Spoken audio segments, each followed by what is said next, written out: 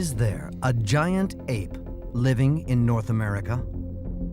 I know for a fact Bigfoot exists. I've seen it with my own two eyes. It shouldn't be here, according to evolutionary theory. The problem is it seems to be here. Or are some people simply trying to fool the scientists and the rest of the public? I'm willing to accept that it exists. All I'm saying is show me the proof. I've seen this creature. It is alive, and it's not a belief, it's a fact. It is one of the greatest ever mysteries, and it's based right here in the American Northwest.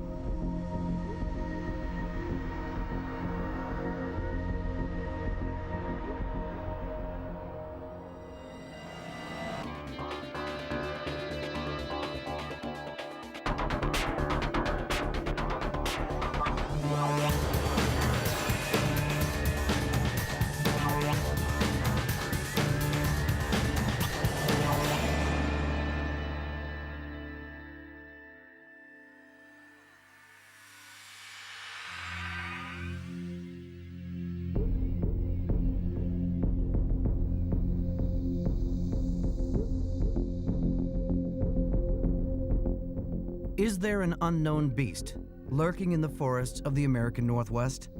Thousands of people say they've seen it. It is part ape, part man. Almost 9 feet tall, covered from head to foot in thick dark hair, and it walks on 2 legs. It's sometimes called Sasquatch, a Native American word. One of more than 80 names they have for such a creature. More commonly, it's known as Bigfoot. Could this beast be the fabled missing link that proves we humans are descended from apes? A link that, if proved, would be explosive. It challenges our thinking about everything that we know about science, about culture, about mythology. This is a creature that shouldn't be, yet is. It is a mystery to be solved. All the evidence is not in, and we haven't yet, one way or the other, conclusively proved that it exists or that it does not exist. We have footprints supposedly left by this creature, and countless eyewitness stories, yet we still do not have any corpses, blood samples, or even bones. So does this creature exist, or is this simply the biggest hoax in human history?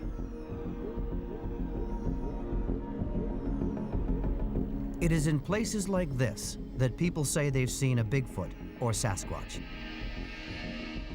It's one of the least explored areas of North America, the Pacific Northwest. Northern California, Oregon, and Washington, and the southwest of Canada, British Columbia. There are thousands of square miles of dense forest, much of it still unexplored. Every year, over 25 million Americans and Canadians come here to hunt, fish, and to see the dazzling range of wildlife. It is in this wilderness that thousands of people over the last 6 decades claim to have seen a Bigfoot.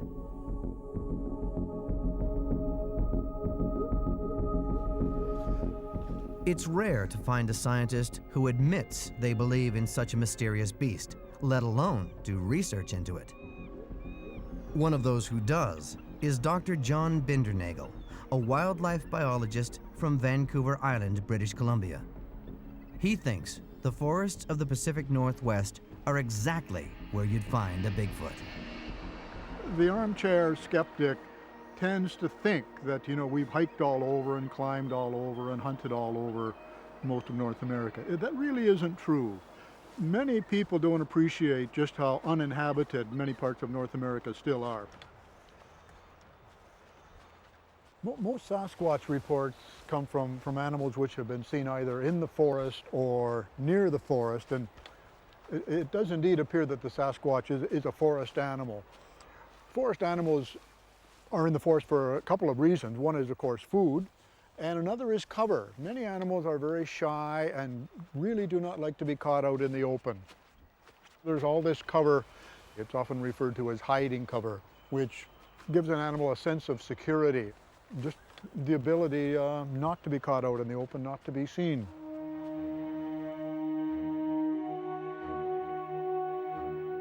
When sightings of a Bigfoot or Sasquatch are reported, people seem to agree.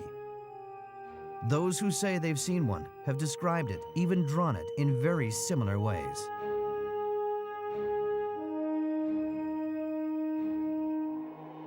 No one knows more about Bigfoot than John Green of Harrison Hot Springs in British Columbia. He's spent the last 50 years studying the beast, and during that time he's collected more than 4,000 statements from people who say they've seen one. Statements that have a remarkable amount in common. These reports are tremendously consistent. The vast majority of the sightings are of a single individual, something that is much more heavily built than a human. Some people think it's a human-like face, some people think it's an ape-like face. It's always wide shoulders. Well, if you imagine an upper body the size of a gorilla and the legs of a heavily built human, this would include probably 90% of the reports. I have become quite convinced that most sightings do not become reports. I have talked to a lot of eyewitnesses, and it's almost like pulling teeth to get them to share their reports. You know, they've told someone about this creature they've seen, they've been laughed at or ridiculed or made fun of in some way, and they've said, that's it, I'm not going to mention it again. The next story is typical, but it's never been told on television before. According to 3 Canadians, 2 schoolteachers and an electrical engineer, it happened one warm spring night in 1988. They were camping in Alberta. We'd been playing cards and sitting around the campfire, and I decided that I was very tired. So Scott and I grabbed our toothbrushes and started walking down the path towards the washrooms. I had a very uneasy feeling that there was something ahead of us on the trail. We heard a noise, and this grunt can only be described as like the grunt of a bull. Our eyes focused on the silhouette of a very large creature standing about 6 feet in front of me on the trail. Susan came tearing back down the path past us to the cars. I was running to the car. Sue was running to the car. We ended up in the same car together, and with the doors locked.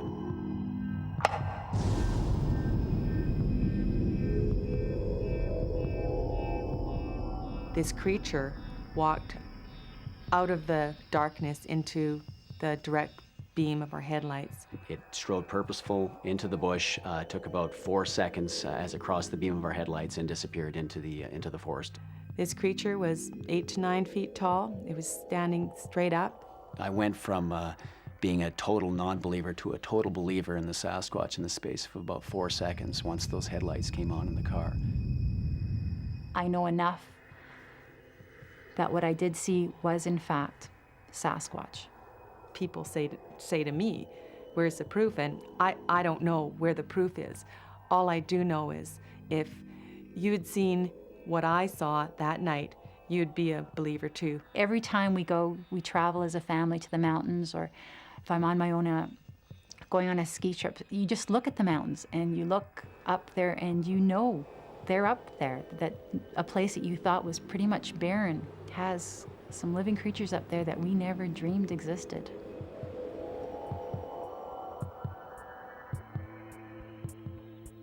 But most scientists think the eyewitness stories are just that, stories. Frank Poirier is one of them. He's a professor of anthropology at Stetson University in Florida. Poirier is one of those who isn't convinced by all the alleged Bigfoot sightings. Eyewitness sightings present you with many, many kinds of problems. And I think most of them are tainted. We have seen so many depictions of Sasquatch on our television and Hollywood films, in newspapers, When you talk to people, they all look the same. Does that mean that what everybody's seeing is the truth and they're all reporting the truth? I don't think so. Where is there an unbiased report? I would dismiss the vast majority of those eyewitness sightings, not because these are dishonest people, but simply because there's not a fresh eye looking at them.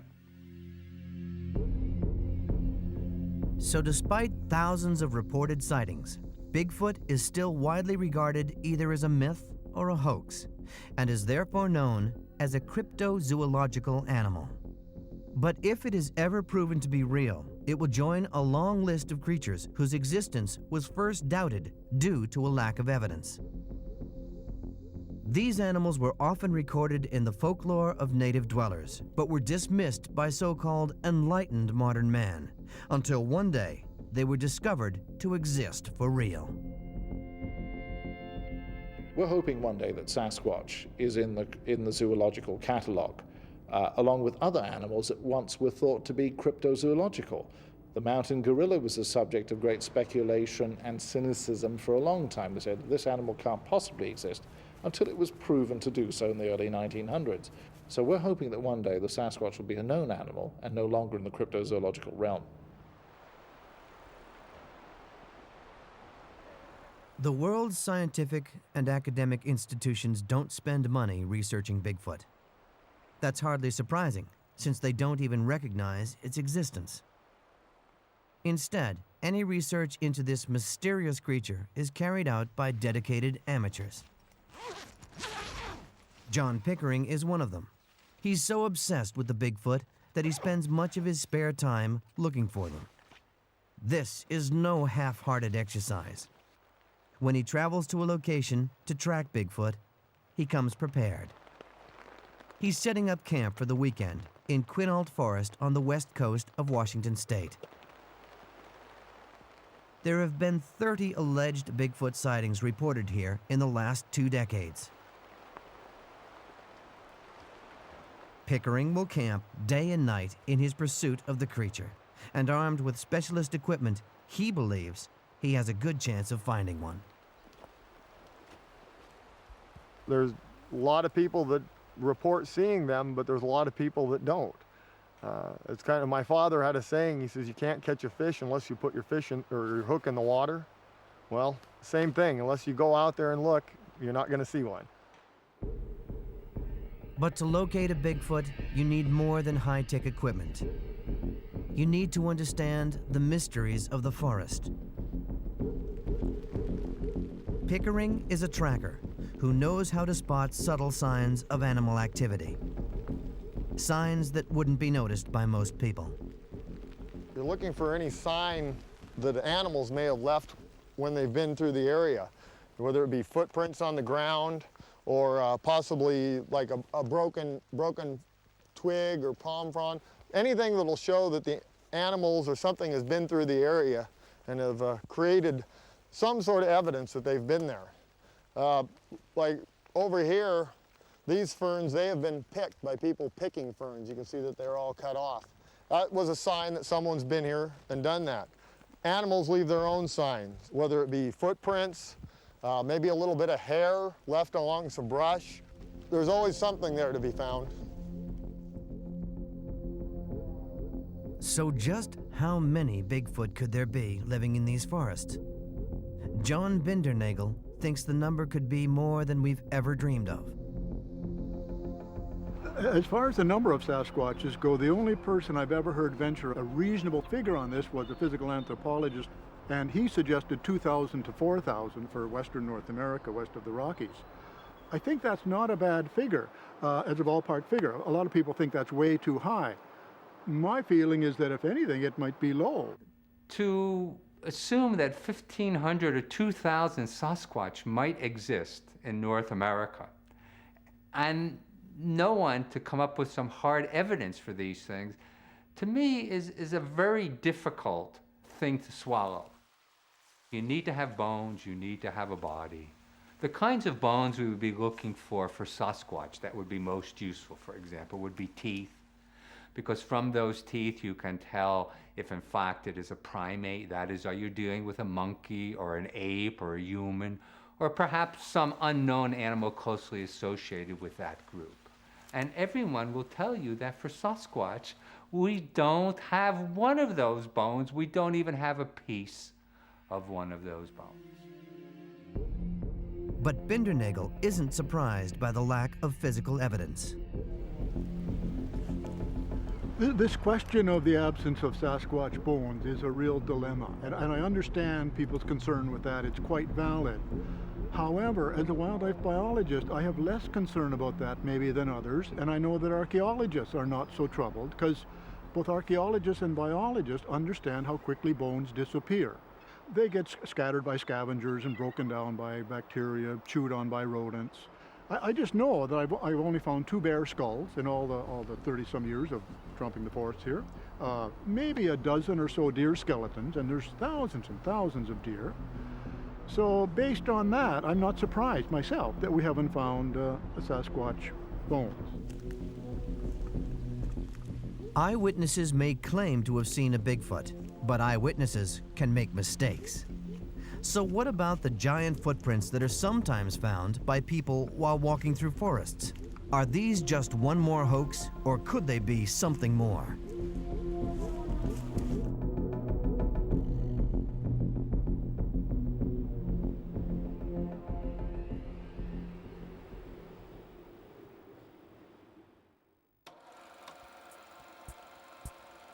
Unlike other unexplained phenomena, such as UFOs or ghosts, Bigfoot supposedly leave behind a record of where they've been.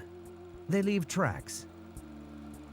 This piece of film from the 1960s records one set of tracks found in Northern California.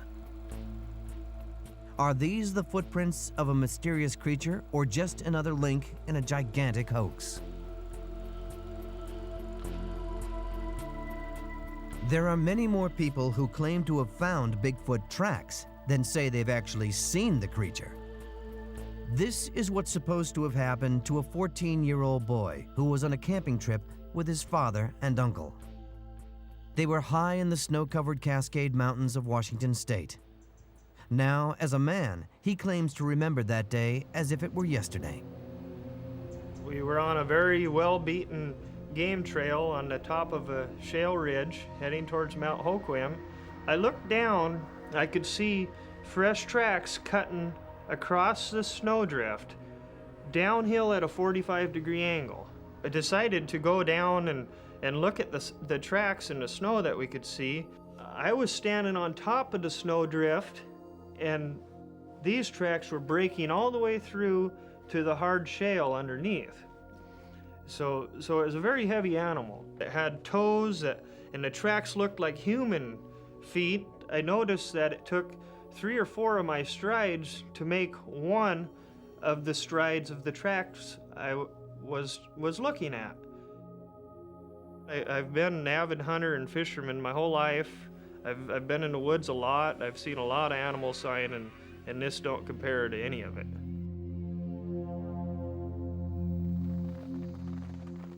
When tracks are found, Bigfoot researchers often take impressions of them. That's getting better.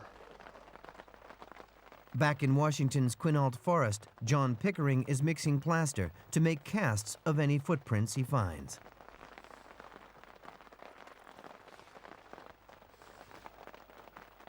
Using his own boot, he demonstrates how the mixture is poured into a print and left to harden.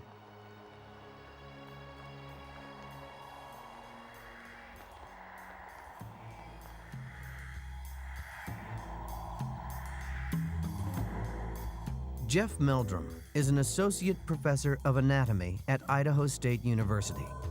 He's an expert on locomotion, how humans and animals actually move.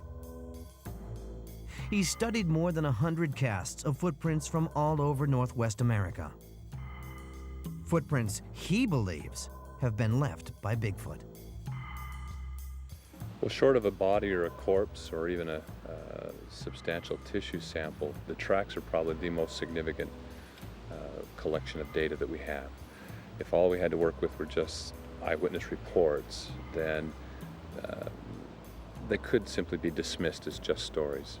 But we have the passage of something leaving its trace in the ground. Many of the casts Jeff Meldrum has studied show remarkable similarities in size and shape.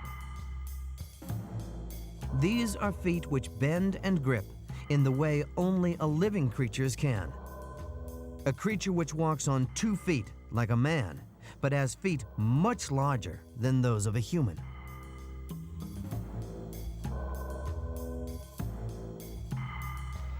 Here's a cast that exemplifies a typical Sasquatch footprint. It's just under 15 inches. The average length for Sasquatch tracks is about 16.5 inches. This one shows many of the characteristics that are distinctive of the Sasquatch tracks that differentiate it from a human footprint. The track is typically rather flat, or indicates a flat foot, although this one has a dynamic feature, a mid-pressure ridge that's pushed up here behind the transverse tarsal joint, or the mid-tarsal break. That's a very ape-like characteristic. Otherwise, the footprint is relatively wide for its length. The toes are quite long. The big toe is somewhat differentiated, and the toe row is decidedly angled. Meldrum is convinced that these footprints are genuine. For him, the evidence for saying a Bigfoot made them is overwhelming. The evidence that I have examined rather systematically is so consistent that it's gotten to the point where it's more incredible to suggest that these are all hoaxes than it is to at least entertain the possibility that such an animal exists in North America.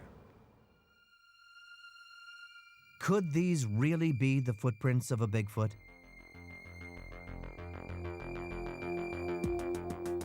One man who thought he could help in the investigation was Jimmy Chilcutt, a police fingerprint expert based in Conroe, Texas. After seeing Jeff Meldrum on TV talking about these tracks, he contacted him.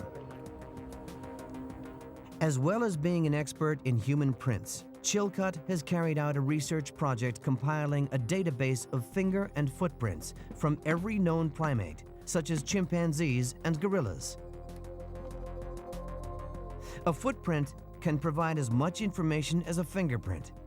It's crucial evidence. Having studied primate prints and human prints for so long, I'm probably one of the few people in the world who know the difference between non-human primate and human primate. So I called Dr. Meldrum and I explained my special expertise and asked that if I could come up and examine or look at the castings that he had. Chilcutt began his examination of Jeff Meldrum's casts. But unlike Meldrum, who's an expert on the anatomy of the foot, Chilcutt focused on the fine lines on the foot surface. These are known as friction ridges and are the intricate lines whose shape and direction show up on footprints, just like the lines on fingerprints do. And when he examined one particular set of casts, he couldn't believe what he was seeing. I came across a cast that was cast in 1967 in Northern California. And this was approximately a 13-inch cast, but what struck me, and it struck me immediately, was the friction ridges were not human, nor were they any non-human primate that I'd ever studied. And looking at this, you could tell that this was a species in of itself, something new that we haven't studied before. Went into Dr. Meldrum's office and I said, Dr. Meldrum, come out to the lab.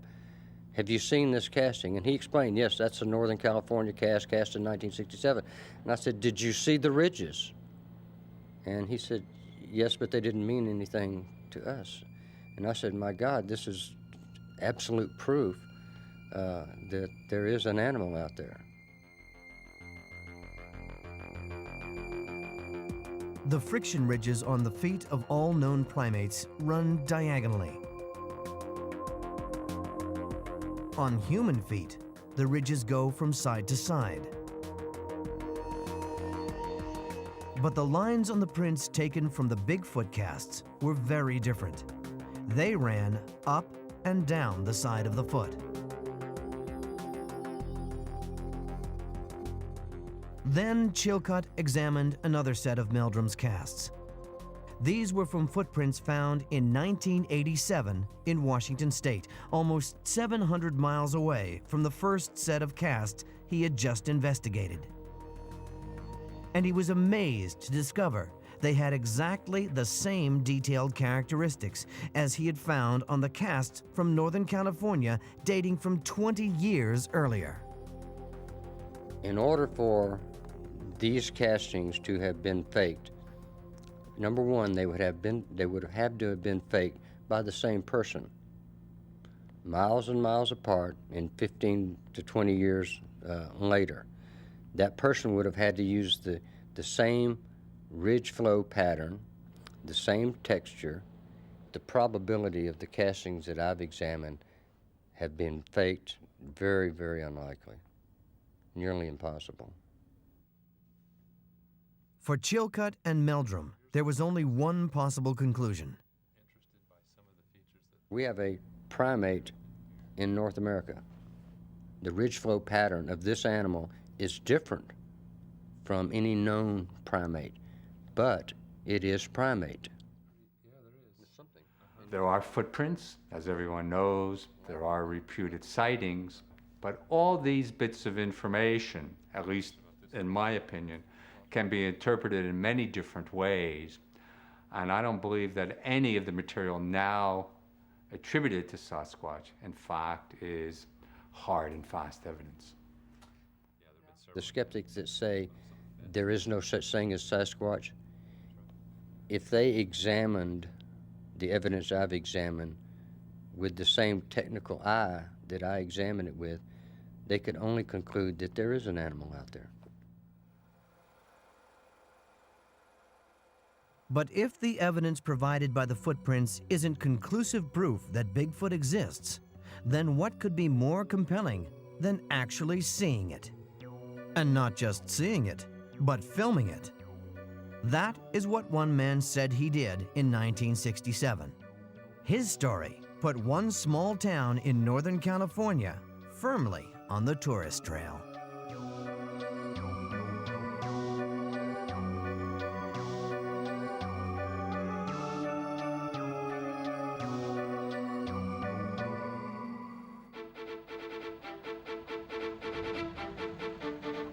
Willow Creek, a small, sleepy town in Northern California, surrounded by dense forest.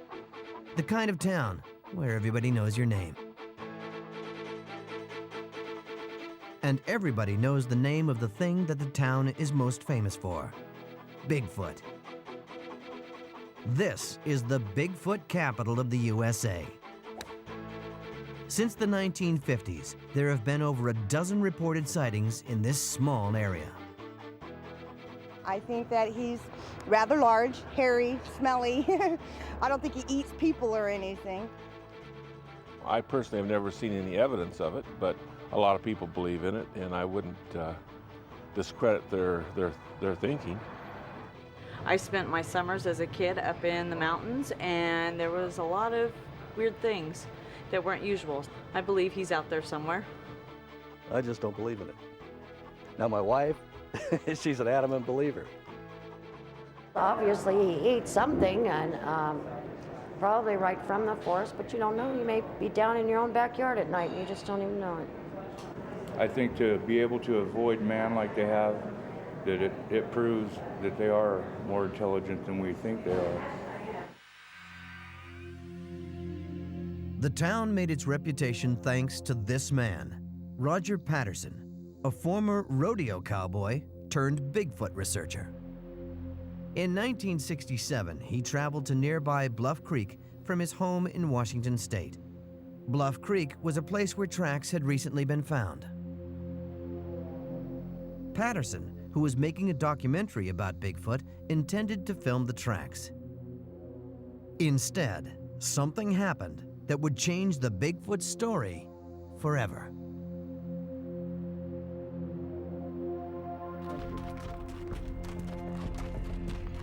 According to Patterson, he was riding his horse in Bluff Creek when he startled a Bigfoot that had been crouching behind a log. His horse shied when the creature appeared, throwing Patterson to the ground. As the Bigfoot walked quickly away, Patterson grabbed his camera and shot a minute of some of the most sensational footage ever filmed.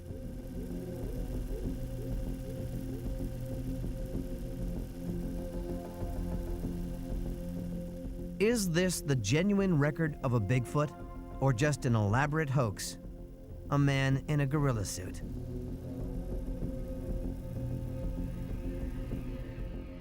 Back in Willow Creek, an excited Roger Patterson couldn't wait to tell his friend Al Hodgson.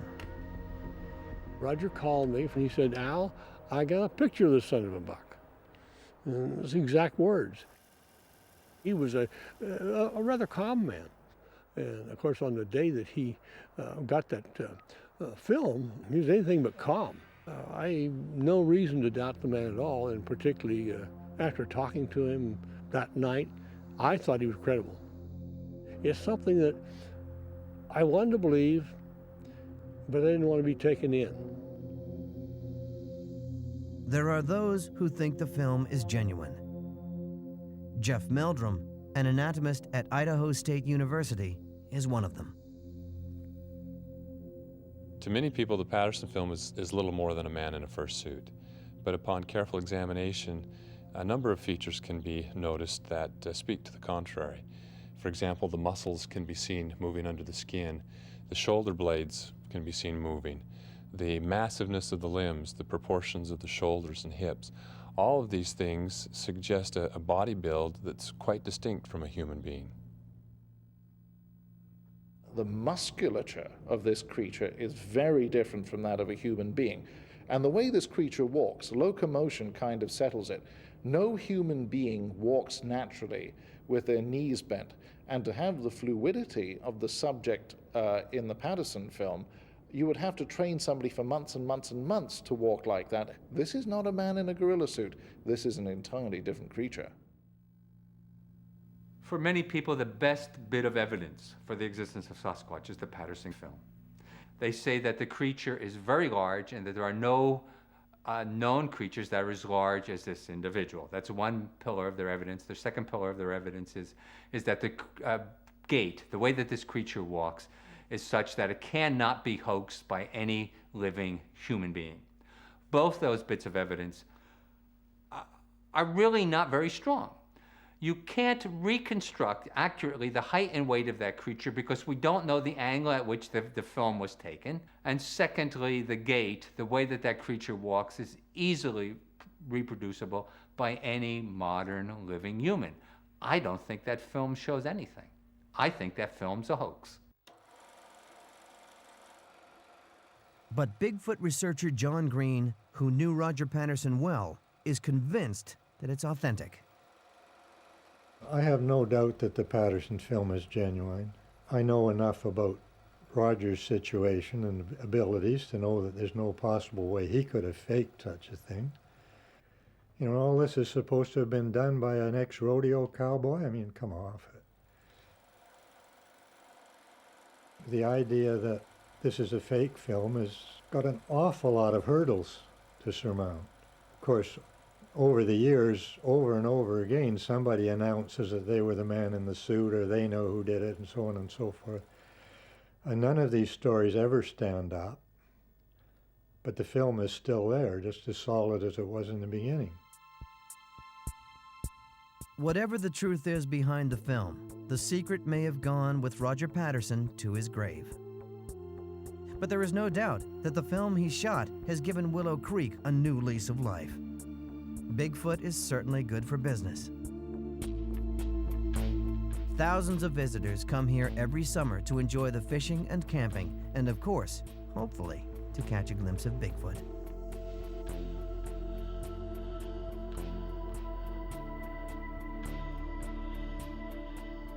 A few hundred miles away in Washington's Quinault Forest, John Pickering is also hoping for a sight of this elusive creature. Will this weekend turn out to be one he never forgets?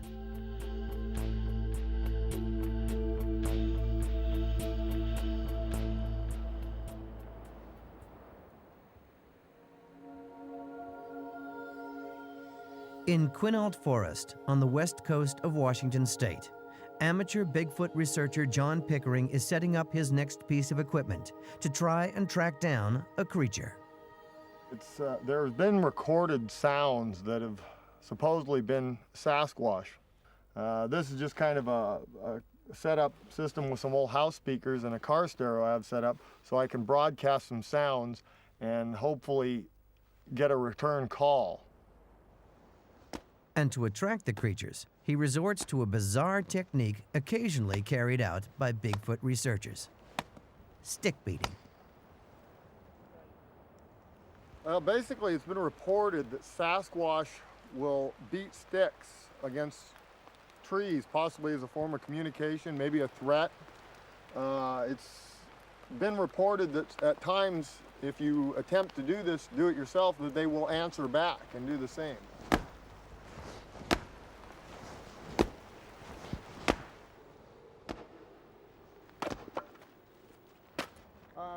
It's been a pretty good day today, and we'll get this fire going for the season. Fred Bradshaw and Cliff Crook both believe that Bigfoot just has to be seen to be believed. And they speak from experience. They both say that they've seen one. They're chopping wood for a campfire in another of Washington's forests.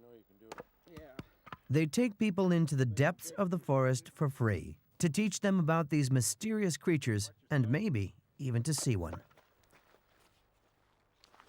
I take people into different areas so that I could show them creatures that I've seen and see how magnificent they really are.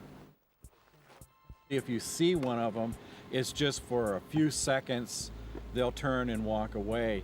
Or you won't see them all, you'll just hear them make a sound like a grunt or a type of squeal or scream. According to Bigfoot researchers, there is little activity until nightfall. Most sightings of the creature are at night. But is this because eyewitnesses can easily misidentify other animals or even people after dark? Or could it be because the Bigfoot is a nocturnal creature? This is what happened to Terry and Connie Reams one night. They were on the freeway in Portland, Oregon, traveling home to Yakima, Washington. We seen a bunch of taillights of the cars ahead of us. The taillights were swerving and the brake lights coming on and so forth, so we knew something up there ahead of us was in the road. Running along the cement barrier in the direction that we were headed, eastbound, this creature, or a thing, was running down the road. And our first impression, of course, at least my first impression, was that somebody had gotten a wreck and they were just running down the highway and they were going to get hit by somebody. As we got up to this creature, it made a full body turn looking down at the car. And as I looked up at this, in the window at this creature, it looked down at me. And I seen its face quite vividly. You know, it was a vision of fear and surprise. I mean, its big eyes, and you could tell it was definitely scared. I don't think at first you really realize that it is what you think you see. The thing I remember mostly about it was the fur, of course, the stride. It had a very long stride and the sway of and length of the arms. It was obvious that it was not a human being. We had decided at that time maybe we should call the state patrol and turn this in. I told him exactly what happened, where and when, and he told me that, well, don't feel bad about it. We realized what had happened. We had over a dozen people turn the same incident in the same area at the same time. And if it makes you feel any better, 4 of them were police officers. When one sees a Sasquatch, as the witnesses have, their first tendency is to say, it looked so much like a man, or it looked so human-like. I think what they're connecting with is the ability of this animal, in its facial expressions, to convey things such as surprise, fear, curiosity.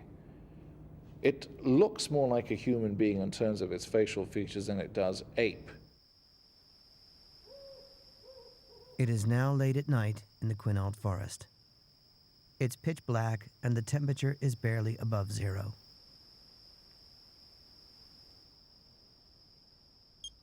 John Pickering is broadcasting sounds of gorillas from his audio equipment in the hope that it might entice a Bigfoot out into the clearing in the forest. If it does, he'll be ready. Because a Sasquatch is believed to be a nocturnal animal, I'll go out at night with a camcorder with a night vision attachment to it and try to see if I can get a picture of a Sasquatch possibly crossing a road or a game trail. And I'll sit and watch and listen, hopefully to get a picture.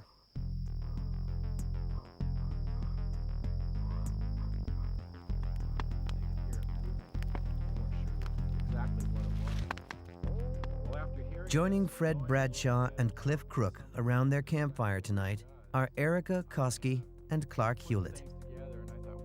They want to learn more about Bigfoot and hear about Fred and Cliff's encounters with them. This creature, whatever it was standing there, there was hair that come down over the face, down off the cheeks, but the rest of it was all heavy hair except through portions of the chest. There were some open areas. Oh, did you get a good look at the teeth? Were they sharp or? Yes, they're very much like our teeth. They're rounded. The eyes were quite large. They were brownish yellow in color. They were very strong looking hands. It had callus, kind of, from digging, I imagine what it was from. But it was the most awesome thing that I'd ever seen in my life. It's pretty amazing hearing you guys tell your stories about it. Stories? For sure. Yeah, or, I not mean, stories, your it's the truth. accounts. Yeah. You'll see about 90% of those reports, accurately investigated, turn out to be mistaken identities. That's about 90%. That's a lot of percent. But what's ever left, you got that. The talk runs late into the night. Everyone in the forest is now prepared for a Bigfoot sighting. But will one appear? And if one does, what exactly should the searchers do?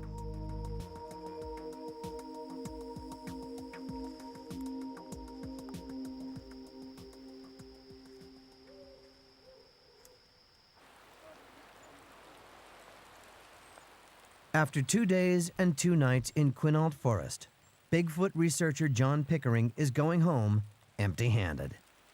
On his final day, he's joined by his friend John Larson, a hunter. Haven't found much this weekend. The weather hasn't really cooperated too well, as you can tell, and it's hard to track in this type of terrain sometimes, looking for tracks. There's some old elk sign, deer sign. Seen a couple deer yesterday. There's some other hunters running around the area, so we have to be careful about that. We don't want to interfere with their hunt. Before returning home, John Pickering sets up one last piece of equipment, which he hopes will trap a Bigfoot on film. Basically, I'll pick a location that I feel that a Sasquatch or other animals may travel through and set it up in a location to try to get the best possible picture. I try to leave it for at least 2 weeks at a time, sometimes 3, sometimes a month, and then I'll come back and check to see how many exposures have been taken. Over a couple weeks, you'll get a couple hits. Sometimes it'll be deer, sometimes elk. You never know. Hopefully, a Sasquatch. Pickering's cameras caught plenty of wildlife activity in the forest, but no Bigfoot. Pickering's friend, John Larson, is a hunter. He doesn't go hunting for Bigfoot. In fact, he doesn't even believe they exist. But he does know what it would take to bring one down. People often would claim that they needed a really big caliber rifle to bring down something if a Bigfoot existed. But I would say that any of your deer caliber rifles would probably work. It's shot placement that would be the most critical thing.